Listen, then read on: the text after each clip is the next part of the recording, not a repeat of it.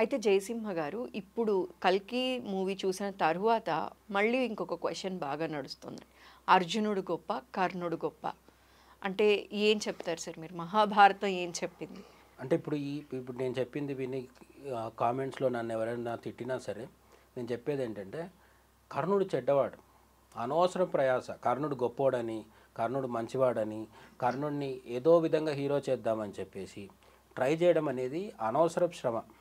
అయితే కొన్నిసార్లు సినిమాల్లో మన తెలుగు సినిమాలు పర్టిక్యులర్‌గా తీసుకున్నప్పుడు ఏంటంటే మనకు 100 సంవత్సరాల సినిమా చరిత్ర ఉంది. దాంట్లో అనేక పౌరాణిక సినిమాలు తీశారు. సినిమాలు పైగా బాగా ఇన్‌ఫ్లూయెన్స్ చేస్తాయి గూడా ప్రతి అంటే ఒక్కరిని. ఇప్పుడు మొత్తం భారతదేశంలో తమిళనాడు తర్వాత ఒక హీరో ముఖ్యమంత్రి అయిన సందర్భము, లేదంటే ఒక హీరో ఉప ముఖ్యమంత్రి అయిన సందర్భము తెలుగులోనే ఉంది. అవును. అంటే తెలుగు వాళ్ళకి సినిమా ప్రభావం చాలా ఉంటుంది.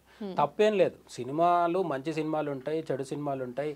కొన్నిసార్లు మిస్ఇన్ఫర్మేషన్ ఉంటుంది, కొన్నిసార్లు ఇది ఉంటుంది, దాన్ని ఏమంటారు, ఫిక్షన్ ఉంటది. ఫిక్షన్ ఉంటుంది. కొన్నిసార్లు క్రియేట్ చేసి చెప్తూ ఉంటారు అయితే కొన్ని. ఇక్కడ ఇంకో చర్చ కూడా ఉంది మనకి. ఏమంటారంటే సమాజం వల్ల సినిమా చెడిపోతుందా, సినిమా వల్ల సమాజం చెడిపోతుందా అని. నేనైతే సినిమా వల్ల సమాజం చెడిపోతుందని అనుకోను.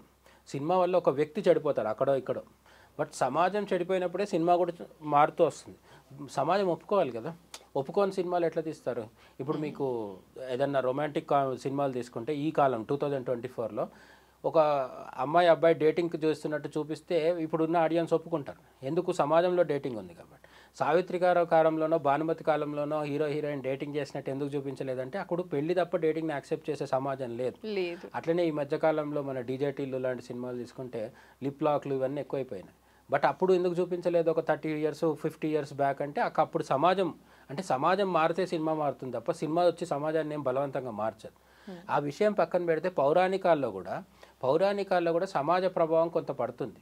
కొన్నిసార్లు ఏమవుతుందంటే ప్రధానమైన పౌరాణిక కథను తీసుకొచ్చి దాంట్లో కొంత కమ్యూనిస్ట్ భావజాలం కలపొచ్చు, లేదంటే ద్రవిడ భావజాలం కలపొచ్చు. ఇటువంటివి జరిగేది. అయితే ఎక్కడ సమస్య వస్తుందంటే సినిమాని ఫిక్షన్గా తీసుకొని చాలామంది ఒక డైలాగ్ చెప్తారు, సినిమాని సినిమాగా చూడండి అంటారు. సినిమాని సినిమాగా చూడకపోవడమే పెద్ద సమస్య అయిపోయింది. సినిమానే ఒరిజినల్గా ఉంది, పురాణంలో ఉంది అనే ఒక భ్రమ ప్రజల్లోకి వచ్చేసింది. అందులో ఒకటి ఏంటంటే ఈ కర్ణుడు గొప్పవాడు అని చెప్పేసి.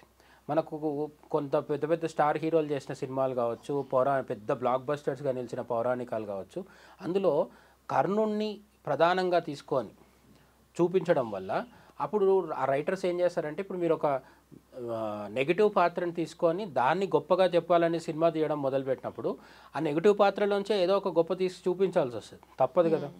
కాబట్టి ఇప్పుడు రాముడి గురించి గొప్పగా చెప్తూ తీయాల్సి వచ్చినప్పుడు మీరు ఎంత కల్పిత పాత్రలు తీసుకో, అంటే రాముడి గురించి కూడా చాలా కల్పితాలు ఉంటాయి.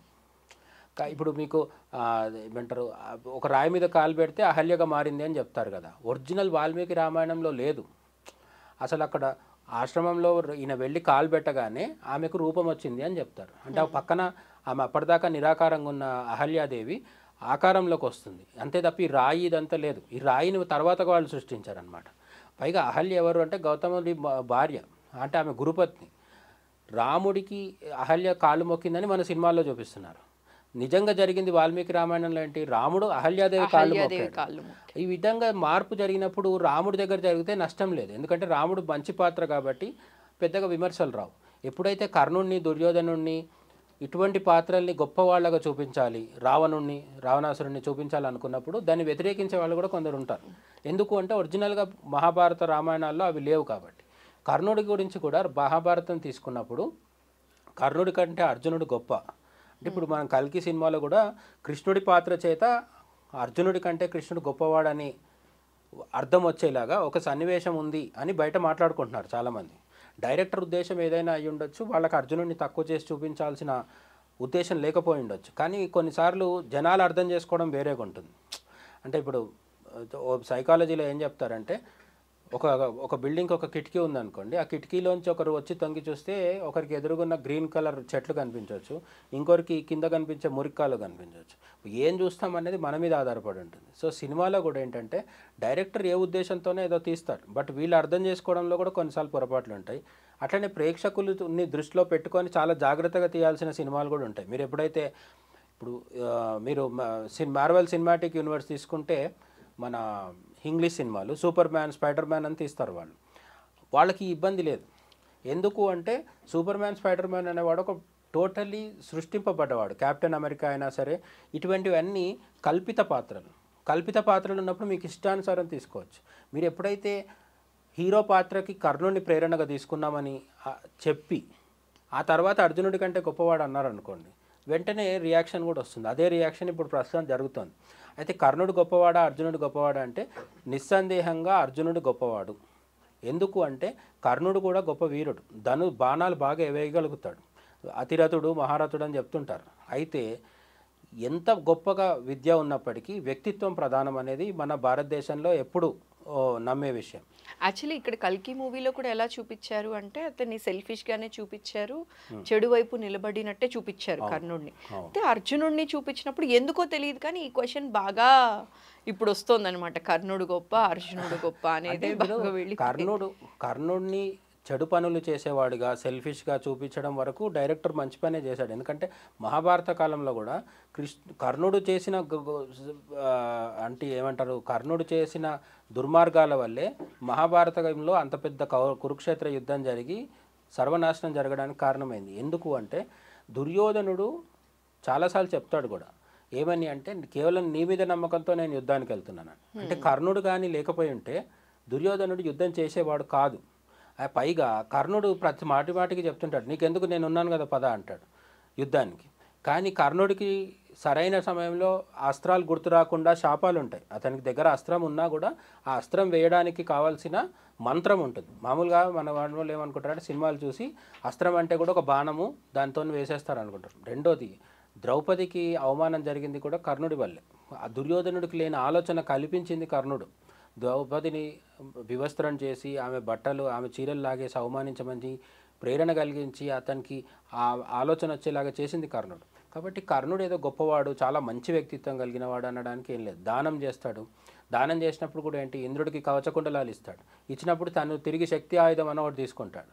ఎందుకు అంటే ఏదో ఒక విధంగా అర్జునుడిని చంపడానికి. ఆ ఆయుధం శక్తి అర్జునుడి మీద వేస్తే అర్జునుడు చచ్చిపోతాడు. దానం ఇచ్చినప్పుడు తిరిగి ఇంకొకటి తీసుకుంటే అసలు దానమే కాదు, అది క్విడ్ ప్రోకో అంటారు. పొద్దు ఆ మోడర్న్ లాంగ్వేజ్లో చెప్పుకుంటే క్విడ్ ప్రోకో. అది నేను నీకు అది చేస్తాను, నువ్వు నాకు ఇది చేయమని చెప్పండి. ఇంద్రుడు వచ్చి కవచకుండలాలు అడిగాడు మారువేషంలో, ఆయన దగ్గర నుంచి శక్తి ఆయుధం తీసేసుకున్నాడు. సో కర్ణుడు చేసిన దానాలు కానీ అతని వీరత్వం కానీ ఇవన్నీ కూడా సెల్ఫిష్ మోటివ్తోని పక్కవాడిని చెడగొట్టే ఉద్దేశంతో దుర్యోధనుడు తనకు రాజ్యం పోకుండా ఉండాలి, తనకున్న రాజ్యం పోకుండా ఉండాలనే ఒక తపనతోని, ఒక ఆదుర్దతోని, అభద్రతా భావంతో దుర్యోధనుడిని యుద్ధంలోకి దింపి దుర్యోధనుడి వంశం మొత్తం నాశనం అయ్యేటట్టు చేశాడు. తను కూడా స్వయంగా నాశనం అవడం జరిగింది. సో ఈ రీజన్ వల్లనే, అంటే ప్రేరేపించడం వల్లనే ద్రౌపది విషయంలో కర్ణుడు మహాపాపం చేశారని అంటూ ఉంటారు కదండి. ద్రౌపది విషయంలో ఏంటంటే మామూలుగా అందరూ ఏమనుకుంటారంటే ద్రౌపది వస్త్రాపహరణం ఎవరు చేయించారు? దుర్యోధనుడు. ఎవరు లాగారు చీరని, ఎవరు లాగారంటే దుశ్శాసనుడు. ఈ దుశ్శాసనుల పేర్లు చెప్తూ కొంతమంది ఉద్దేశపూర్వకంగా కర్ణుడిని పక్కన పెడుతున్నారు, కొంతమందికి ఏమో అసలు తెలియదు. కానీ మహాభారతంలో జరిగింది ఏంటంటే కర్ణుడు రకరకాల మాటల ద్వారా దుర్యోధనుడికి ఆ ఆలోచన కలిగిస్తాడు. ఏమని, ధర్మరాజు యొక్క భార్య ద్రౌపది. ఎప్పుడైతే ధర్మరాజు పందెంలో తనని తాను కోల్పోయాడో ధర్మరాజు కౌరవులకు ఏమవుతాడు? దాసుడు అవుతాడు. దాసుడి భార్య కూడా దాసి అవుతుంది. దాసిని మనకి ఇష్టానుసారం వాడుకోవచ్చు అని చెప్తాడు కర్ణుడు. దుర్మార్గమైన మాటలు అన్నమాట. సో అంతేకాకుండా ద్రౌపదితో ఇంకో మాట అంటాడు. అంటే ఆమె చీర లాగమని చెప్పి దుశ్శాసనుడు లాగిన తర్వాత కృష్ణుడు కంటిన్యూగా ఆమెకు చీరను ప్రసాదించిన తర్వాత ఈ దుశ్శాసనుడు అలసిపోయి పడిపోతాడు. మనం కొంత సినిమాలో చూసిన సన్నివేశం ఉంటుంది, రియల్గా మహాభారతంలో అటు ఇటుగా ఉంటుంది. బట్ మొత్తానికైతే ద్రౌపదిని శ్రీకృష్ణుడు కాపాడుతాడు. కాపాడిన తర్వాత అప్పటికీ కర్ణుడి బుద్ధి మారదు. కర్ణుడు ఏమంటాడు అప్పుడు, నువ్వు ఇప్పుడు దాసివి కదా, మేము చెప్పినట్టు వినాలి. ఇక్కడున్న మమ్మల్లో అదే దుర్యోధనుడు, కర్ణుడు, దుశ్శాసనుడు వీళ్ళున్నారు కదా, వాళ్ళల్లో ఎవరినైనా ఒకరిని ఆరో భర్తగా స్వీకరించు అని అవమానకరంగా మాట్లాడతాడు. పైగా ఆమెని ఫస్ట్ లాక్కొని రండి అంటే ఫస్ట్ ద్రౌపదిని తీసుకొని రమ్మని చెప్పి ఒక వేరే వ్యక్తిని పంపిస్తారు. ఆ పంపిస్తే ఆమె నేను రజస్వలగా ఉన్నాను రానని చెప్తుంది.